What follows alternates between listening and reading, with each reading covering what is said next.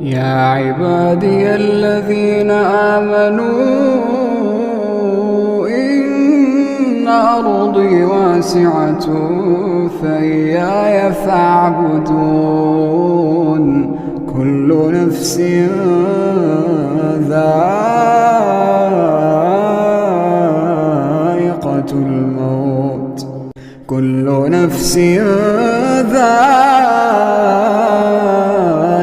الموت ثم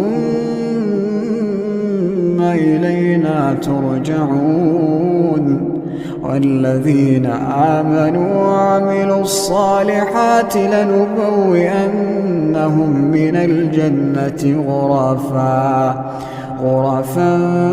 تجري من تحتها الأنهار خالدين فيها نعم أجر العاملين.